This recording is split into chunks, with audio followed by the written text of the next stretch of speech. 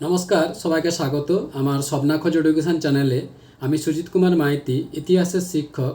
চলে এসেছি আজকে দশম শ্রেণীর একটি বিষয় নিয়ে। আজকের বিষয় স্থানীয় ইতিহাস। ভিডিওটি ভালো লাগলে লাইক, কমেন্ট, শেয়ার ও সাবস্ক্রাইব করে রাখবেন।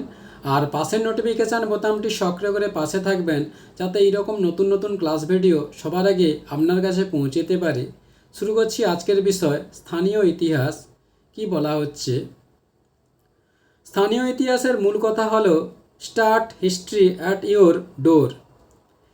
নিখিলনাথ রায়ের মুর্শিদাবাদ কাহিনী, কুমুদনাথ মল্লিকের নদিয়া কাহিনী, সুধীর কুমার মিত্রের হুগলি জেলার ইতিহাস, সতীশচন্দ্র মিত্রের যশোহর খুলনার ইতিহাস, রাধারমণ সাহার পাবনা জেলার ইতিহাস সম্পর্কে জানা যায়।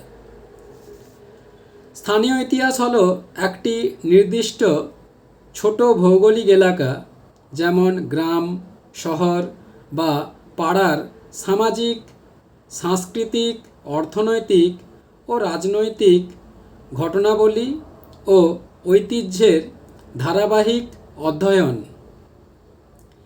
এটি মূলধারার ইতিহাসের বাইরে স্থানীয় মানুষের জীবনযাত্রা, প্রথা, লোককথা এবং স্মৃতিকথা বিশ্লেষণ করে ওই অঞ্চলের নিজস্ব পরিচয় ও ঐতিহ্য তুলে ধরে। এবার স্থানীয় ইতিহাসের প্রধান দিকসমূহগুলো আলোচনা করা হচ্ছে। প্রথম, সংজ্ঞায়িত এলাকা। এটি একটি নির্দিষ্ট এলাকা, যেমন গ্রাম, শহর বা অঞ্চলের উপর ফোকাস করে। দ্বিতীয়, সাংস্কৃতিক ও সামাজিক অধ্যয়ন। স্থানীয় মানুষের জীবনধারা, উৎসব, রীতিনীতি এবং সংস্কৃতির ঐতিহ্যের ওপর আলোকপাত করে। তৃতীয়, উৎস।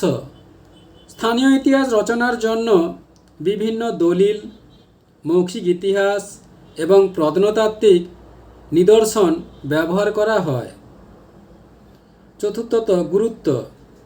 এটি জাতীয় ইতিহাসের পূরণ করে এবং স্থানীয় মানুষের মধ্যে নিজের ঐতিহ্য সম্পর্কে সচেতনতা তৈরি করে।